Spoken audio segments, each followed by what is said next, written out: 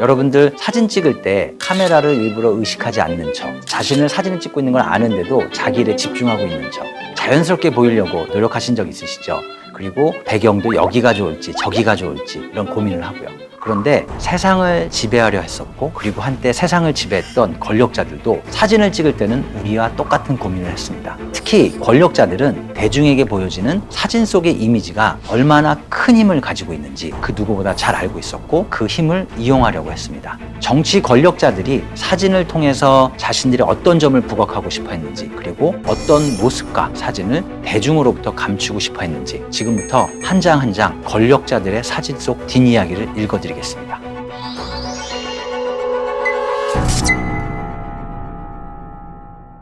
안녕하세요. 오늘도 세상에서 벌어지고 있는 수많은 우리 인간의 드라마를 사진 속에 담고 있는 사진기자 김경훈입니다.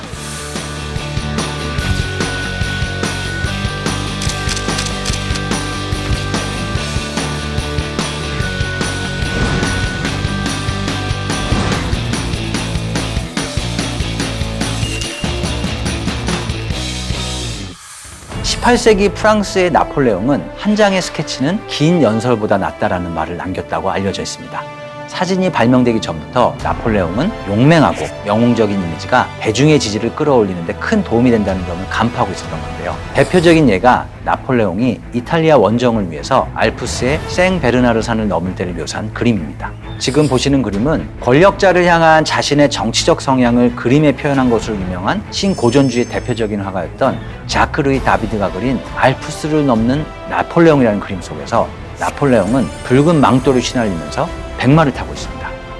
마치 나를 따르라 하는 이런 영웅적인 제스처를 보여주면서 병사들의 선두에 서서 알프스산을 넘는 듯한 모습을 보여주고 있는데요. 당시 이 그림은 나폴레옹의 영웅적인 이미지를 보여주는 대표작이 되었고요. 지금까지도 많은 대중들에게 영웅이자 뛰어난 전쟁 전략가였던 나폴레옹의 이미지를 각인시켜주는데 큰 역할을 해왔습니다. 그런데 이 그림 속의 묘사는 당시 실제로 있었던 역사적인 사실과는 거리가 먼 작품입니다. 나폴레옹이 생베르나르산을 넘을 때는 산세가 워낙 험난하였고요. 그리고 말을 타고 넘기가 수월하지 않았다고 합니다. 오히려 알프스의 험난한 산악 지형에서는 다리가 짧고 지구력이 좋은 당나귀가 말보다 훨씬 유리했다고 하는데요. 그래서 실제 역사 속의 나폴레옹은 다비드의 그림처럼 백마를 타고 산을 넘은 것이 아니고요. 농부에게서 빌린 당나귀를 타고서 알프스 산맥을 넘었습니다. 폴 드라루슈는 이러한 내용을 사실적으로 그림에 남겼는데요. 실제 나폴레옹이 알프스를 넘었을 당시의 역사적인 진실은 자크 루이 다비드의 그림보다는 폴 드라루슈가 그린 그림이 더욱 진실에 가까웠던 것입니다. 물론 나폴레옹은 자신의 모습이 멋지게 표현된 자크 루이 다비드의 그림을 훨씬 좋아했겠죠. 나폴레옹 시대 이후에 사진술의 발명과 인쇄술의 발달로 권력자들의 사진은 신문과 잡지, 그리고 정치적인 브로셔에 실리면서 강력한 이미지 전달자의 역할을 수행하게 되고, 그 중요성은 한층 더 강조되었습니다. 그렇다면 권력자들은 왜 사진을 사랑할까요? 사진의 여러 가지 특성 중 하나는 바로 사물을 있는 그대로 기록해서 재현하는 능력일 것입니다. 사진이 가지고 있는 이러한 능력 때문에 우리는 사진에서 보여주는 사물과 인물은 언제나 있는 그대로의 진실된 모습을 보여주고 있다는 생각을 가지게 됩니다. 따라서 우리는 사진 속의 정치 권력자의 이미지가 그들의 실제 모습일 거라는 생각, 어떻게 보면 착각을 알게 모르게 하게 되는 것이고요. 사진을 통해 보게 된 그들에게 마치 우리가 잘 알고 있는 듯한 친근감을 느끼게 되고, 이것은 우리가 그들을 적극적으로 지지하게 되는 마음으로 통하게 되는 것입니다. 따라서 정치 권력자들은 사진을 통해서 자신들의 이미지 메이킹의 도구로 사진을 이용해왔고, 이처럼 사진은 권력의 유용한 도구가 되어왔습니다.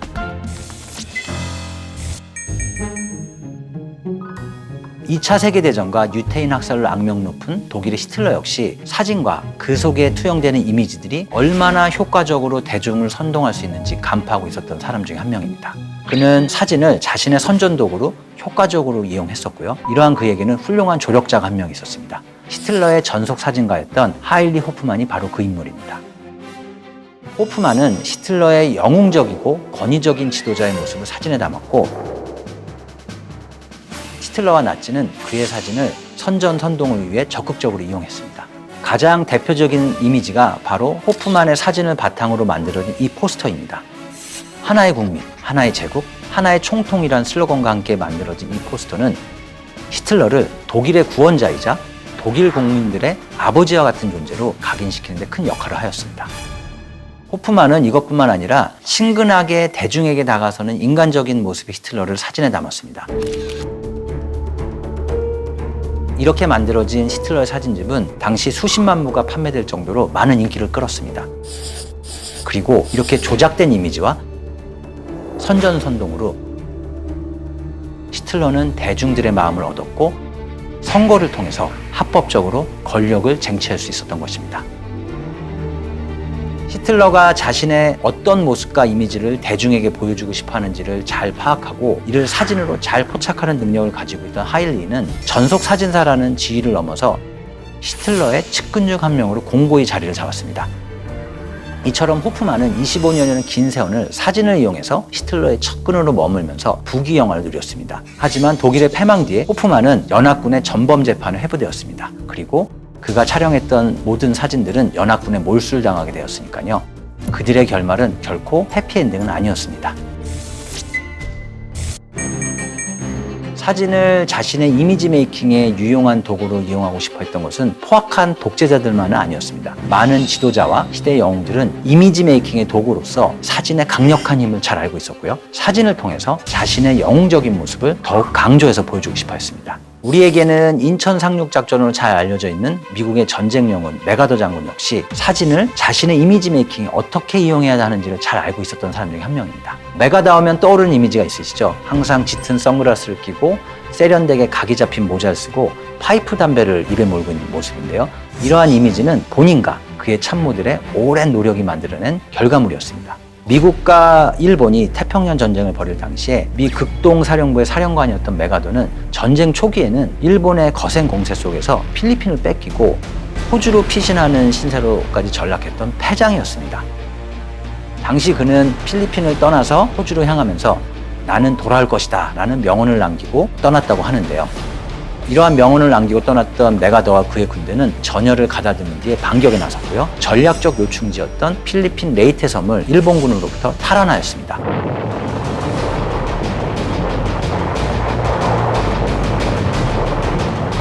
그리고 1944년 10월에 개선 장군처럼 다시 필리핀에 상륙할 수 있게 되었습니다. 그날 메가더는 레이테 섬의 팔로비치에 기세등등하게 상륙을 해서 자신의 어떤 전쟁 영웅으로서의 이미지를 보여주고 싶어 했다고 합니다. 그런데 레이테 섬의 수심이 너무 얕아서 메가더가 타고 있던 커다란 상륙정은 육지까지 다다르지 못하였다고 합니다. 그러자 당시 상륙정의 선장은 자신의 상관이었던 메가더에게까지 상륙정에서 내려서 물속을 걸어서 상륙하라고 이야기했다고 합니다. 이 어쩔 수 없으니까 결국 메가더는 무릎까지 잠기는 바닷물 속을 흠뻑 젖어가면서 걸어야 했는데요. 물속을 걸어가면서 감히 자신에게 이 바닷물을 헤치고 걸어나가라고 한 상륙정의 지휘관에게 무척 화가 나 있었다고 합니다. 그런데 이렇게 화가 나 있던 메가더였지만 사진 속에서는 거센 파도와 같은 고난을 이겨내고 다시 필리핀을 탈환한 영웅의 모습처럼 보였습니다.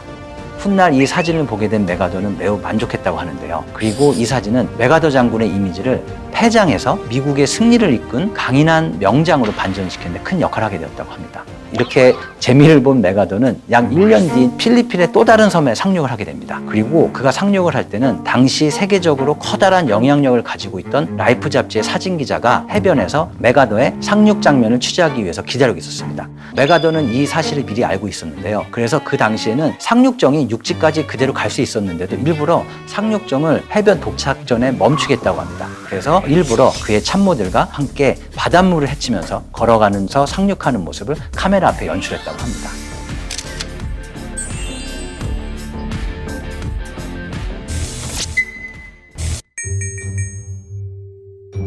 히틀러와 메가더의 예가 아니더라도요, 사진이 현대사회에서 여전히 정치가들에게 얼마나 애용되고 있는지는 신문과 언론 매체를 통해서도 쉽게 아실 수 있을 것 같습니다. 언제부터인가 우리나라 정치인들 사이에서는 서민적이고 열심히 일하는 이미지를 강조하기 위해서 오랫동안 사용해서 닳고 너덜너덜해진 오래된 가방 혹은 찢어진 신발 등을 은연중에 언론의 이미지에 노출하고 있습니다. 물론 이러한 모습들이 그분들의 원래 모습일 수도 있습니다. 그런데 이러한 이미지의 원조격인 사진이 한 장 있습니다. 1952년도에 미국의 정치가였던 애들레이 스티븐스는 2차 세계대전의 전쟁 영웅이었던 아이젠하워를 상대로 대통령 선거에 출마했습니다.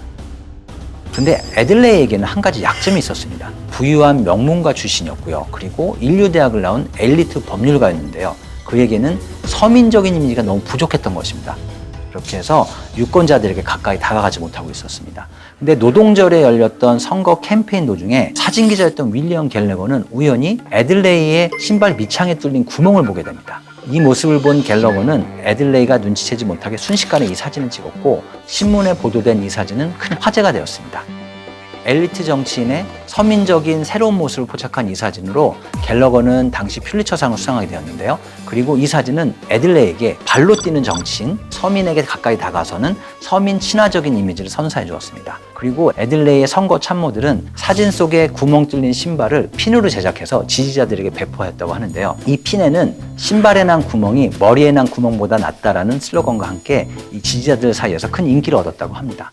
결국 애들레이는 선거에선 졌지만요. 우연히 찍힌 이 사진 한 장은 그에게 정치가로서 긍정적인 이미지를 만들어주는데 큰 역할을 해주었습니다.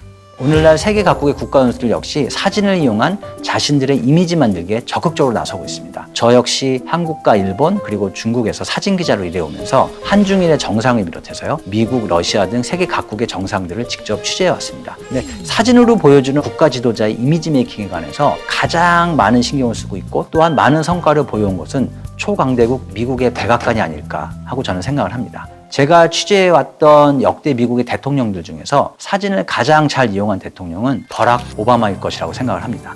대통령 재직 당시에 오바마 대통령과 그의 백악관 참모들은 피트 수자라는 뛰어난 사진 기자를 고용했습니다. 그리고 그에게 100%의 자유에 가까운 취재 기자를 보장해 주었습니다. 저희 사진 기자들은 국가 정상을 취재할 때는 언제나 정해진 동선 안에서만 사진 취재를 해야 합니다. 그런데 피트 수자는 이에 아랑곳하지 않고 때로는 저희 사진 기자들 앞을 가로막고 사진을 찍기도 하였습니다.